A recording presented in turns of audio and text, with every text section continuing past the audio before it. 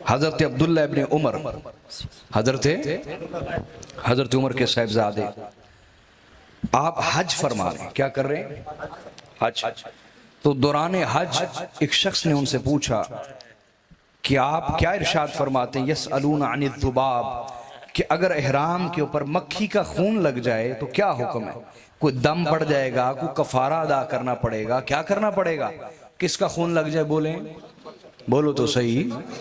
मक्खी का खून लग जाए, मच्छर, एक रिवायत में मच्छर भी है, जामे तिरमिज़ी की जो रिवायत, ये सही बुखारी की रिवायत पेश करो। सही बुखारी में हदीस नंबर 3543 और मुस्नद अहमद बिन हम्बल में हदीस नंबर 5568 5568। तो वजह है जी, सलामत रहे। हजरत अब्दुल्ला इब्ने उमर से फतवा पूछ रहा है कि अगर हराम के ऊपर मक्खी या मच्छर का खून लग जाए तो क्या हुक्म है?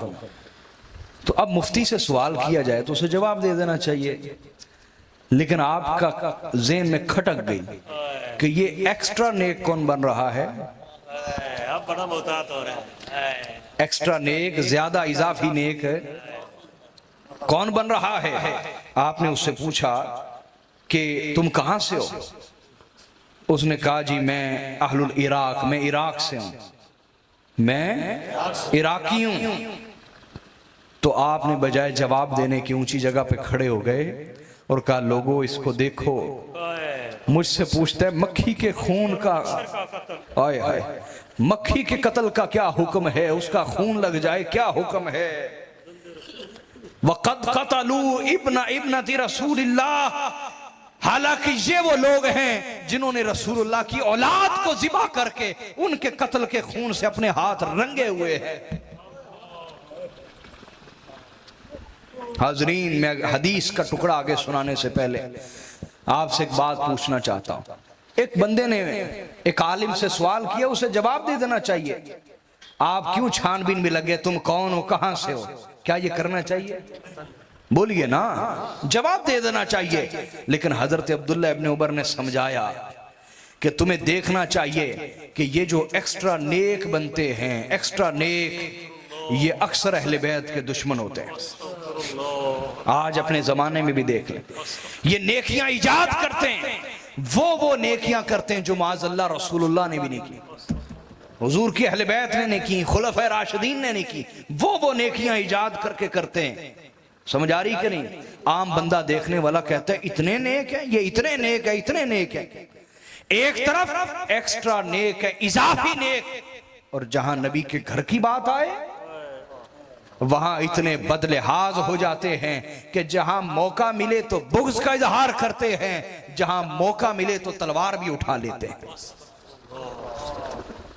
याद रखिएगा, ये कि ज़हनियत है एक्स्ट्रा नेक लोगों की। किन की है?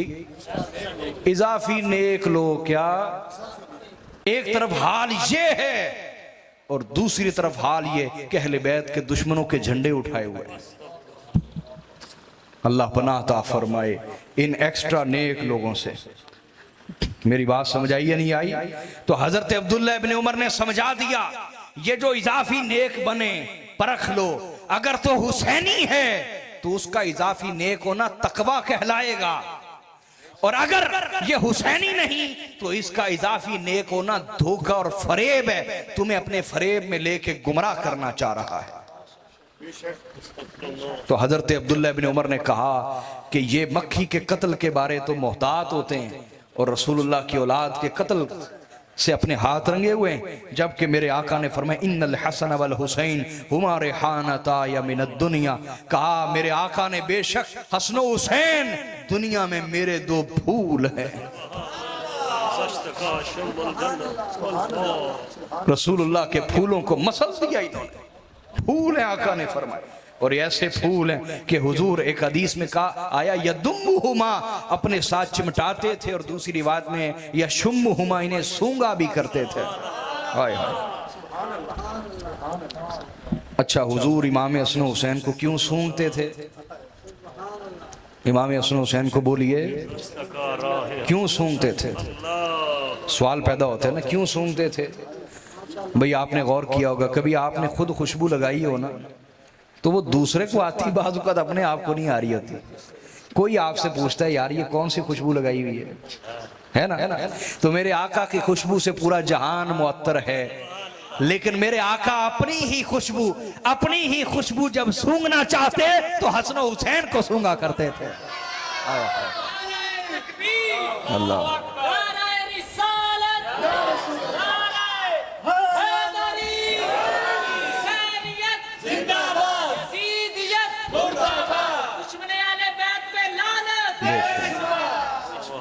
हाज़रीन, मैं पिछले मुहर्रमुल हराम, जब भी मुहर्रमुल हराम आता है तो मैं अहले बैत के फ़ज़ाइल दोबारा से पढ़ता हूँ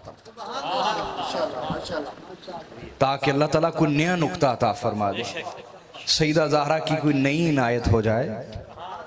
तो पिछली दफ़ा मैं इस हदीस को पढ़ रहा था तो मैंने दुआ की, या अल्लाह इसमें कुछ हिकमतें जो हैं वो हमें भी अता फरमा दे। तो मेरे भाइयों, बेटों, दोस्तों, अल्हम्दुलिल्लाह वैसे भी मैं एक PhD स्कॉलर हूँ और इस मयार के ऊपर, इस मयार पे आने से पहले भी, आज से 15 साल पहले के मेरे खिताब सुने तो मैंने कभी नुक्ते चोरी नहीं किए, कभी नुक्ते चोरी। हर एक की अपनी अपनी चोरी है ना, सियासतदानों की चोरियां, अवाम की चोरियां, उलमा की चोरियां अपनी होती हैं, एक दूसरे की खुसूसियात अपने नाम ये तो नुक्ते कभी चोरी नहीं किए। किसी से सुना हो या तो नाम लेता हूँ या कहता हूँ कि मैंने किसी से सुना है, अपनी तरफ कभी मंसूब नहीं किया। तो ये बराह रास्त सैयदा ज़हरा की मुझ पर इनायत हुई। मैंने इस हदीस पे गौर किया कि आका अलैहिस्सलाम ने इन्हें अपना फूल क्यों करार दिया। बोलिए अपना। एक तो हिकमत मैंने बताई ना कि हुजूर इनसे अपनी खुशबू सूंघते थे। दूसरा तवज्जो है ना, देखिए फूल जो होता है ना, फूल जब आप फूलों को देखते हैं, कभी आप देखिएगा, कभी एनेक्सिटी इस्तिराब की हालत में, परेशानी की हालत में फूल देखें आप काफ़ी सारे, तो आपका गम दूर हो जाएगा। आपका गम, बोलिए, तबीयत में एक सुकून सा पैदा होगा, तबीयत में, बोलिए, और आंखों को फरहत और ठंडक मिलेगी। तो मेरे आका फरमा रहे हैं कि जब मैंने अपना गम दूर करना हो, हसन हुसैन को देख लेता। तबीयत में सुकून चाहिए, हसन हुसैन को अपने साथ चिमटा लेता। आंखों को ठंडक देनी हो, हसन हुसैन को देख लेता अलैहिस्सलाम। अच्छा तवज्जो है आपकी यार, तवज्जो फरमाइए। अच्छा, फूलों को आप दूर से देखें ना तब भी सुकून मिलता है। यहां तक कि आप फूलों की तस्वीर देखना शुरू कर दें मोबाइल के ऊपर, तब भी आपको सुकून सा महसूस होगा, अट्रैक्शन सी। फूलों की वीडियोस देखें, मुख्तलिफ फूलों की, बगात की, तो आपको एक अजीब सा सुकून मिलेगा। दूर से भी देखें तो सुकून मिलेगा और करीब जाकर देखें तो और सुकून मिलता है। तो आका समझा रहे हैं कि हसन हुसैन को दूर से देखूं तब भी आंखें ठंडी हो जाती हैं, करीब से देखूं तब भी आंखें ठंडी हो जाती हैं। अच्छा, फूल को जब आप देखते हैं उससे तो एक सुकून मिलता ही है। अच्छा, देखते देखते अगर आप छू लें फूलों को, तोड़ना नहीं।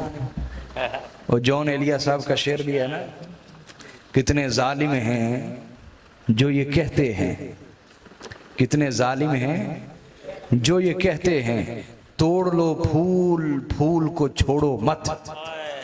कितने जालिम हैं जो ये कहते हैं तोड़ लो फूल, फूल को छोड़ो मत।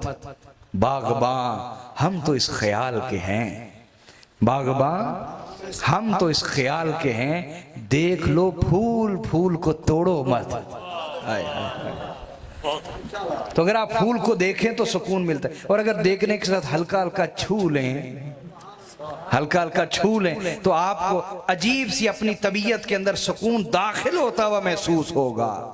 तो आका फरमाते हैं हसन हुसैन को देख के भी सुकून मिलता है, इनको छू के भी मुझे सुकून मिलता है। अच्छा, दो अमल हो गए, देखना और छूना। अगर आप फूलों को देखें भी और साथ साथ छुएं भी और साथ साथ हल्का हल्का सूंघें तो उसकी खुशबू आपकी तबीयत को मुअत्तर कर देगी। यानी अगर आप फूल देखें, छुएं और सूंघें, 3 सुकून जमा हो गए ना आपके अंदर। कितने? 3 सुकून। तो आका फरमा रहे हैं कि मैं ये तीनों सुकून हसन हुसैन से हासिल करता हूं। हसन हुसैन को देख के भी सुकून हासिल करता हूं, इन्हें छू के भी लम्स से अपने साथ चिमटा के भी सुकून हासिल करता हूं, और इन्हें सूंघ के भी अपना सुकून हासिल करता हूं। हाजरीन तवज्जो है। और फिर आपने गौर किया कि ऐसे ही नहीं होता कि मोतिये के दरख्त के ऊपर गुलाब का फूल उगाए, कभी होता है ऐसा, या गुलाब के ऊपर मोतिये के लगाए, कभी देखा कहीं पे? बोलिए। तो फिर क्या साबित हुआ कि हर फूल अपने पौधे की मिसल रंगत रखता है। जैसे पौधे का फैज हो, पौधे के फैज के मुताबिक फूल की रंगत होती है, फूल की खुशबू होती है, और फूल की रौनक होती है। अगर पौधा ही मुरझाया हुआ है तो फूल की कोई रौनक होगी? फूल की कोई रौनक। तो आका समझाना ये चाह रहे हैं कि हसन हुसैन मेरे फूल हैं, इनमें जो भी खुशबू है मुस्तफा की खुशबू है, क्योंकि इनका दरख्त मैं हूं, और इनमें जो भी रंगत है वो रंगत भी मुहम्मदी रंगत है, और जो रौनक है हसन हुसैन की वो भी मुस्तफा की रौनक है। जिन्होंने मुस्तफा की रौनक को उजाड़ दिया, क्या दुनिया और आखिरत में उन पर अल्लाह की लानत ना होगी? और जिन्होंने मुस्तफा की खुशबू को उजाड़ दिया, उन पर खुदा की लानत ना होगी? बोलिए। और फिर ये भी याद रखिए कि आका अलैहिस्सलाम यहाँ ये समझाना चाह रहे हैं कि हसन हुसैन में मोहम्मदी रंगत है, मोहम्मदी रौनक है, और मोहम्मदी खुशबू है। मोहम्मदी बोलिए खुशबू। अच्छा, अगला सवाल पैदा होता है, आपके ज़हन में पता ही आया या नहीं, कि फूल तो थोड़े अरसे के लिए खिलता है फिर मुरझा जाता है, फिर बोलिए मुरझा जाता है, तो क्या हसन हुसैन का भी ये मामला है? ना ना, मेरे आका ने समझा दिया कि ये फूल जरूर हैं लेकिन आम नहीं, मेरे फूल हैं।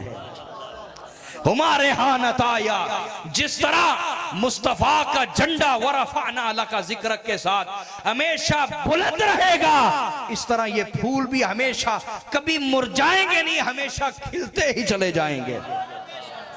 इनका जिक्र भी बढ़ेगा, इनका पैगाम भी बढ़ेगा, इनकी शान भी बढ़ेगी, इनका मुकाम भी हर लम्हे के साथ बढ़ता चला जाएगा, क्योंकि जिस दरख्त की ने सैराबी है उसे वरफअना लका जिक्र के जरिए से बढ़ाया चला जा रहा है। समझ रही में आई बात कि नहीं आई? बोलिए। अच्छा, अगली बात भी समझिए। हुजूर ने फरमाया ये फूल हैं। क्या हैं? फूल। और इससे यह भी साबित हुआ कि हुजूर की औलाद में से जो भी शहजादा हो उसे अपनी खुशबू पे पूरा खर्चा करना चाहिए, खुशबूदार रहे। क्या? उसके कपड़े खुशबूदार हो, उसका लिबास खुशबूदार हो।